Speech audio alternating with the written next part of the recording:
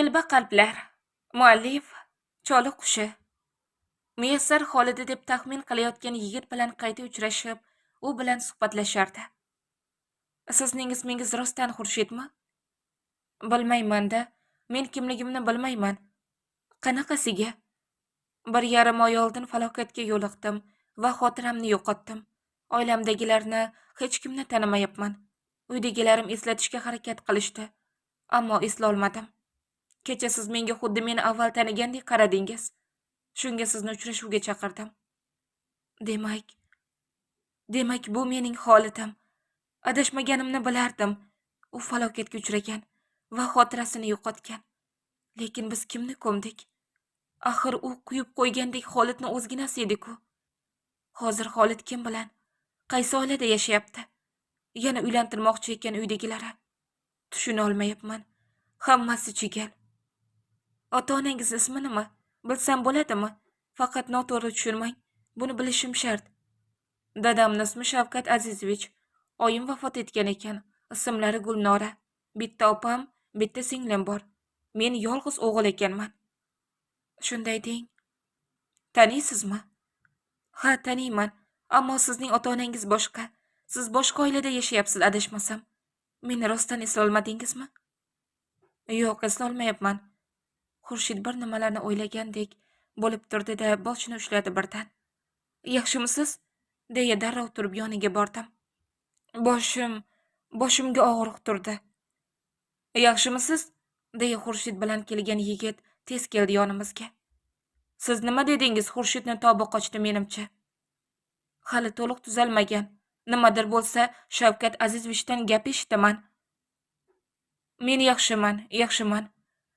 Dadangiz telefon qildi. Yuring keta qolaylik. Muyassar, yana gaplashamiz unda. Xo'p, mayli. Albatta gaplashamiz. Xolid Ravshanovichni joyi rosa bilinyapti-da, Shabnam. Hamshiralardan biri g'amgin o'tirgan Shabnamga qaradi. Ha, to'g'ri. Bu kasalxona usiz huvillab qoldi. Bemorlar ham bezovta, Muyassar ham yo'q, Xolid Ravshanovich ham. Bunyod ham qaysarlik qilib hech nima yemayapti. Mayli, men Bunyodning yoniga borib kelay-chi deya, Shabnam joyidan turib, Bunyodning xonasi tomon ketdi. Muyassar, mening Muyassarim. Bunyod Shabnam xonaga kirgandan jimib qoldi. Bunyod, yana dorilaringni ichmabsan-ku, olgin ichib ol. Ber, deya Bunyod Shabnamga yov qarash qilib, dorini og'ziga soldi va suv ichdi. Bu boshqa gap. Hozir ovqatlaringni olib kelaman, deya Shabnam chiqib ketgandan Bunyod og'zida yutmagan dorisini chiqardi-da, derazasidan otib yubordi. Jonga tegdi shu dorilar ham, deya joyga yotib oldi. Bolam, onangni ado qilib ketding-ku. Nuriya xonim boshini bog'lab olgan, yig'lagancha o'tirardi. Bo'ldi oyijon, o'zingizni yeb bitirdingiz-ku. Diloram opa qaynonasini qo'l oyog'ini massaj qilib uqilardi. Xolidning vafotidan keyin Nuriya xonim ancha yumshab, kelini Diloramga ancha yaxshi gapirib, mehribon bo'lib qolgandi. Hammasiga o'sha qiz sababchi. Oyi, Muyassarni ayblashni bas qiling. Axir u aybdor emas. Bu ham bir baxtsiz hodisa. Dilnora akasini eslab, ko'ziga yosh oldi. Sizga aytmagandim, oyi. Muyassar meni hayotimni qutqarib qolgan. Kelin oyi, bu safargi homiladorligingiz biroz og'ir o'tyapti-ya. Tez charchab qolyapsiz. Men ham shunday bo'lib qolmasam bo'lgani. Muxlisa, bu charchoqlar ko'p asabiylashganimdan menimcha. Siz asabiylashmay, xotirjam bo'lsangiz, sog'ligingizga ham ziyon yetmaydi. Men o'zimni asabiylashmay, xotirjam bo'lay deyman. Shifokorlar ham aytgan, asabiylashmang deya. Ammo akangizni har kungi gaplaridan siqilmaslikni, asabiylashmaslikni iloji yo'q. Kelin oyi, mana ko'rasiz, akam unchalik rahmsiz emas, hammasi yaxshi bo'ladi, deya kelin oyimni tinchlantirdim-u, lekin qachon yaxshi bo'lishini o'zim ham bilmasdim. Xurshidga nima bo'ldi? Men yaxshiman, dedi. O'sha qiz bilan uchrashib ahvoling og'irlashibdi. U qiz senga nimadir dedimi? Dada, siz rostdan meni dadammisiz? Dedi Xurshid. Bu nima deganing? Albatta dadangman. Shavkat Azizovich bir nimalarni o'ylagandek bo'ldi. Xurshid o'tmishni eslamasligi kerak. Agar eslasa yana avvalgi holiga qaytishi mumkin. O'sha qiz o'tmishi haqida nimadir dedimikin? Gaplashib ko'rishim kerak. Shavkat Azizovich shularni o'ylar ekan Xurshidga qaradi. O'g'lim, sen o'ylama. Sen mening o'g'limsan va seni baxtingni ko'rish orzuyim. Tezroq yonimga ishga chiqsang yana ham xursand bo'lardim. Hozir esa charchading. Dam ol. Xo'p deya Xurshid bir nimalarni eslashga urinib, xonasi tomon ketdi. Muyassar deganlari bilan uchrashuv belgila. U o'g'lim haqida nimalarni bilishni bilmoqchiman. Shavkat Azizovich yordamchilaridan biriga qo'ng'iroq qilib, shunday dedi. Sen qiz hali shunaqa ishlar qilib yuribsanmi? Dilnoraning gaplarini eshitgan Nuriya xonim qiziga jahl bilan baqirdi. Oyi, men xato qildim. Endi qaytib bunaqa ishlar qilmayman. Qilib ham ko'rchi. Yaxshiyam Muyassar bor ekan. Oyjon, sizga aytgandim, Muyassar yaxshi qiz deya. Qaniydi o'g'lim yonimda bo'lganida. Muyassarni unga albatta olib berardim. Endi anglab yetyapman xato qilganimni. Nuriya xonimning ko'zlari yoshlandi. Bu bechoraga ovqat beryapsizmi? Hali o'lib qolmasligi kerak. Fozil qorong'u xonaga kirar ekan, yonidagi yigitga shunday dedi. Ha, beryapmiz, ammo hech nima yemayapti. Imron, sen osonlikcha o'lmasliging kerak, deya Fozil yerda qo'l oyog'i singan Imronning yoniga o'tirdi. Men bilan o'chakishma degandim senga. Mana oqibati. Yaqinda muxlisamni turmushga beryapman. Yaxshi bir yigitga. To'y lavhalarini olib kelaman. U holatni ko'rsang, nima bo'larkin-a? Axir singiljonimni jondan ortiq sevsang, menimcha og'riqli bo'ladi. Ha, o'sha paytdagi yuzingni ko'rib mazza qilishim uchun hali ham o'lma. Imron ingradi. Og'zida sikoch borligi sabab ovozi chiqmasdi. Ha, yana sen ota bo'lar ekansan, ammo bolangga boshqasi otalik qiladi. Fozil o'zining gaplaridan keyin Imronning yuzidagi g'azabni ko'rib, ovozi boricha kuldida yonidagi yigitga qaradi. Ancha bo'lganda bunaqa miriqib kulmaganimga. Bunga ovqatni majburlab yediringlar, o'lib qolmasin. Hali kerak menga, deya Fozil shunday dedi-yu, xonadan chiqib ketdi. Nega meni Xurshidning dadasi uchrashuvga chaqiradi? Akam darrov ruxsat berdilar. Qoyil. Ammo ha yo'q deysan faqat dedilar. Ortiqcha gapirma ham dedilar. Uchrashuv joyiga borib ozroq kutdim va savlatli kishi yonimga kelib o'tirdi. Assalomu alaykum. Salom alikdan so'ng u kishi maqsadga o'ta qoldi. Sen o'g'limni avvaldan tanir ekansan, shu rostmi? Bu jiddiy qarashlar meni ozgina cho'chitdi. Nima deyishimni bilmadim. Aytsammikin yoki yo'q. Aytsam nima deydi? Yaxshisi aytmayman. Bu odamni yaxshi tanimasam, avval bu odam haqida, oilasi haqida ma'lumot yig'ay. Keyin Nodir aka va Hamidga aytaman. Xolidimni bu kishining qo'lidan ozod qilishadi. Axir xotirasi yo'qolgandan foydalanib olib o'tiribdi-ku. Yo'q, tanimayman, dedim sekingina. Gaplaring rostmi? Agar tanisang-ku yolg'on gapirayotgan bo'lsang, bu o'zingga zarar aytib qo'yay. Yo'q, tanimayman, deya qat'iy turib oldim. Demak, mendan shubha qilyaptimi? Bu yerda bir gap bor. Yaxshiyam u Xolid demaganim. U kishi bilan suhbatimiz shu joyda yakun topdi. Xayriyat. Uchrashuv tugagach, tashqariga tez chiqdim. Akam borasan dedi. Tohir deganlari men bilan uchrashmoqchi bo'libdi yolg'iz. Ammo opam bilmay ham qoldi kelayotganimni. Agar opam bo'lganda bunga yo'l qo'ymasmidi.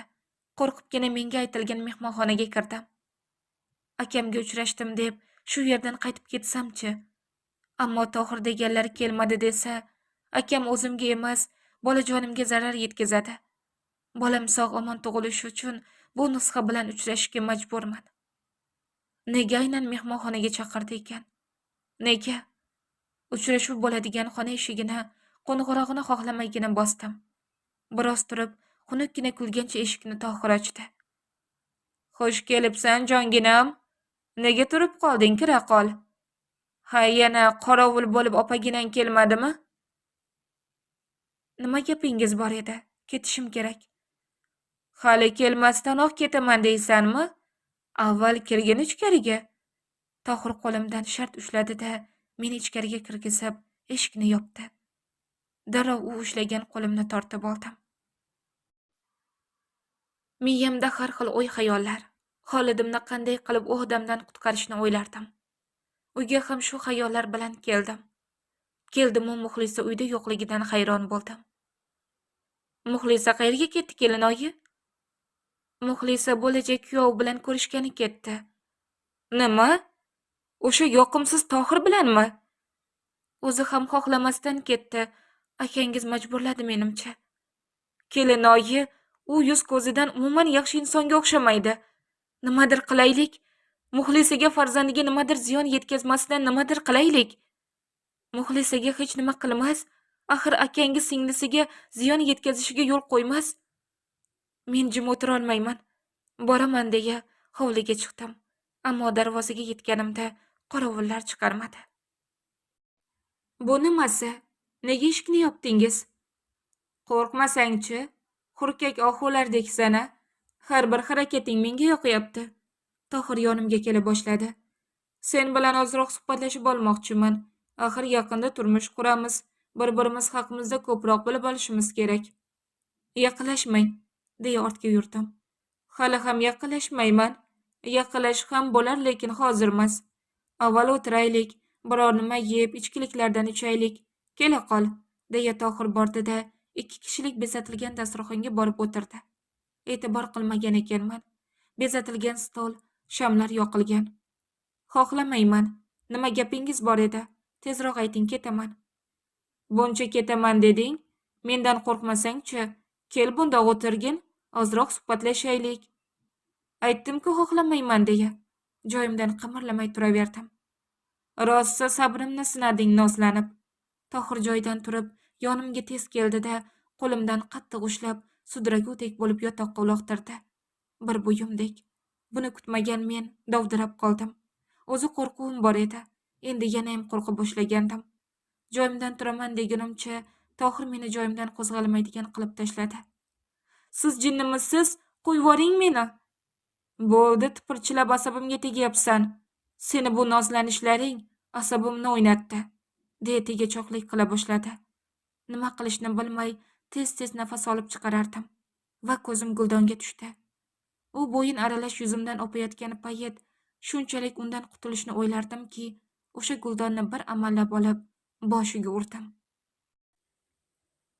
Tohir boshini changallab mendan uzoqlashgach, mehmonxonadan tez chiqib taksiga o'tirdim. O'zimdan jirkanib ketayotgandim. Axir Imron akamdan boshqa birov tegsa, men chidolmayman. Shu on o'lgim keldi. U menga jiddiy tegachoqlik qilishga ulgurmagan bo'lsa ham, o'zimdan nafratlanib, xuddi o'zimni Imron akamga xiyonat qilgandek his qilayotgan edim. Biz ajrashgan bo'lsak ham, men faqat ularga tegishliman. Faqatgina ular menga teginishga haqli. Hozirgi voqealar menga shunchalik yomon ta'sir qilgandiki, uyga qanday yetib kelganimni bilmayman. Muxlisa, keldingmi? Bir ahvolda uyga kelgan Muxlisani tezda bag'rimga bosdim. Muxlisa, nima bo'ldi jonim singlim? Nega yig'layapsan? U senga nimadir qildimi? Gapirsang-chi, deya ko'z yoshlarini artdim. Uning yoshlarini arttardim-u, o'zimning ko'zimdan yoshlarim dumalardi. Yo'q, hech nima qilmadi. Nega bu ahvoldasan? Agar nimadir qilgan bo'lsa, o'sha Tohirni o'ldiraman. Opa ulgurmadi. Ammo u, deya yuzimni ushladim. U tegingan yuz bo'yinlarimni tezroq yuvib tashlamoqchi bo'ldim. Muxlisa nima deganini anglamagandek bo'ldim. Iflos Tohirni shu on bo'g'ib o'ldirgim keldi. Men hammomga kiray. Hoziroq. Muxlisa holsizgina qadam tashlab, hammom tomon ketdi. Singiljonim-a, o'zimning beg'uborim. Mayli, biroz o'zingga kelib ol. Lekin bugungi bu holatni albatta akam bilan gaplashaman. Kelishi bilan gaplashaman. Hammomga kirdim-u, yuzimni bo'yinlarimni yuvdim. Baribir ko'nglim joyiga tushmay, qayta yuvardim. Ko'zimdan oqqan yoshlar esa yuzimni yuvardi.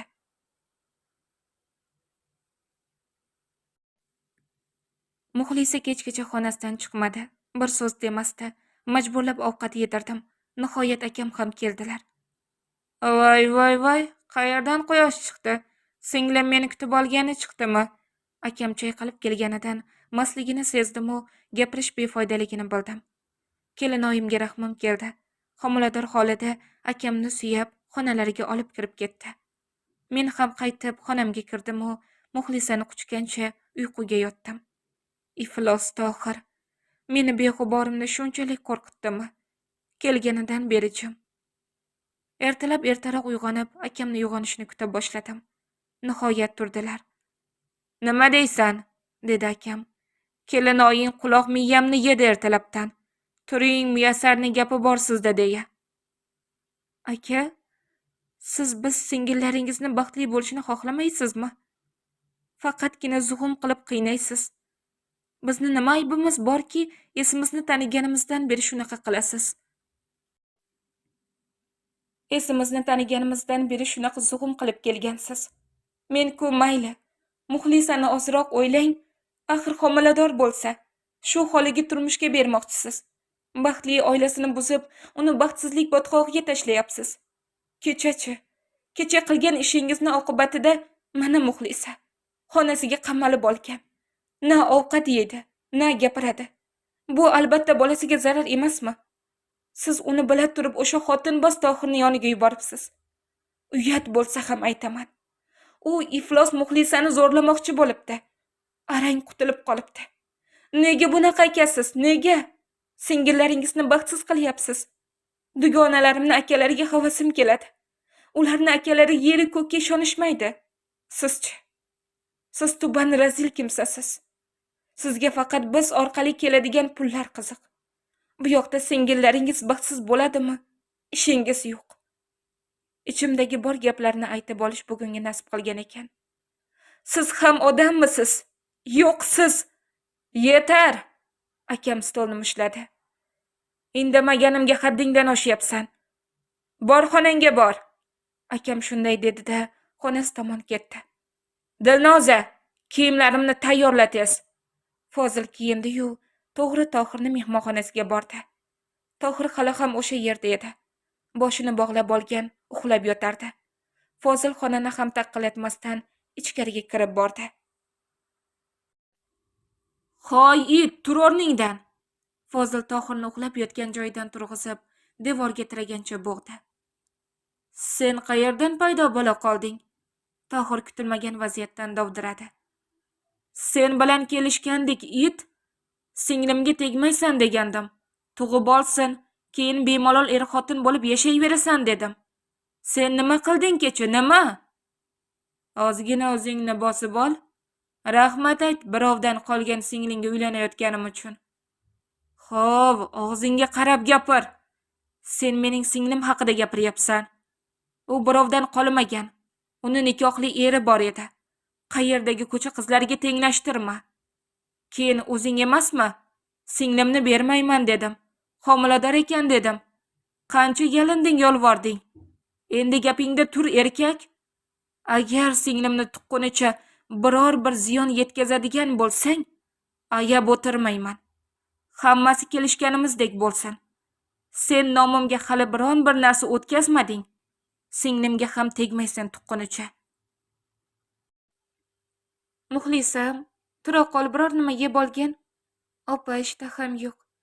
O'zingni o'ylamasang ham jiyanchamni o'ylagin. Imron akamni qorinlari to'qmikin. Nima qilyapti ekanlar? Qanday kim bilan yashayapti? Haligacha ishongim kelmayapti. O'sha imzoni o'zlari qo'yganlariga. Ularni juda sog'indim. Kunlar o'tar, Xurshid hamon hech nimani eslolmas. Men esa kundan kunga ishonchim komil bo'la boshlayotgandi.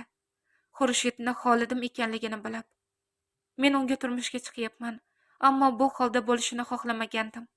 Shavkat Azizovich haqida va Xurshid haqida bir amallab ma'lumot yig'dim. Xurshid avval g'irt ko'cha bolasi, qizlarni kushandasi bo'lgan ekan. Tohir ikkisini ko'pchilik tanir ekan xotinboz yigitlar sifatida. Ammo Xolid bilan qanday almashib qolgan, bilolmadim. Buni bilishni Hamid va Nodir akaga topshirdim.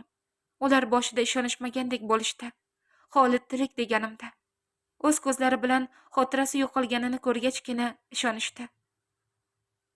Tez orada bu yerlardan ketamiz, deya Xurshidga qarab jilmaydim. Nimadir dedingmi? Ichimda aytdim deb sirtimda aytibman. Ha, yo'q, hech nima. Xurshid menga, ya'ni mendek qizga uylanayotganingizdan xursandmisiz? Ha, siz o'zgacha, boshqacha qiz ekansiz. Menga yoqdingiz. Imron singan, boylangan qo'l oyog'ini arqonini kim yechayotganini boshida taniy olmadi. Yigit Imronni arqonlardan ozod qilgach, og'zidagi skochini ham oldi. "Kimsan?" dedi yigitga sinchiklab qarar ekan. Yigit yuzidagi niqobini olib, Imronga jilmaydi. "Akajon, meni tanimadingmi?" "Ilhom, sen bu yerda nima qilyapsan? Yoki yaramas Fozil bilan tiling birmi?" "Yo'q, aka, Fozil kim tanimayman ham. Men faqatgina sizni taniyman. Hozir esa sizni olib ketgani keldim. Qorovullar o'ziga kelmasdan keta qolaylik." "Sen rostdan Ilhommisan? Ko'zlarimga ishonmayapman." Imron ukasiga hayrat ila qaradi.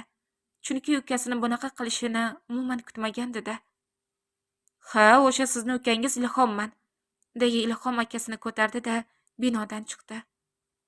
Tohir o'sha uchrashuvdan keyin umuman ko'rinish bermadi. Ko'rinmagani ham yaxshi bo'ldi. Ammo to'yga 3 kun qoldi. "Opa, qochib ketaylik", yig'lamsiradi Muxlisa. "Muxlisa, rejamni bilasan-ku, hozir emas." "Men hoziroq ketishni o'ylayapman. Siz-ku Xolid pochimga tegyapsiz. Xotirjamsiz. Men. Bo'ldi, Muxlis. Seni o'sha xotinboz Tohirga berib qo'ymayman. Ozroq sabr qil, ketamiz." "Kim qayerga ketyapti?" Orqamizdan akamni ovozi eshitildi. Akamni ovozini eshitib, bir yutinib oldim-da, akam tarafga qaradim. Qoshlari chimirilgan, jahl bilan qarab turardi.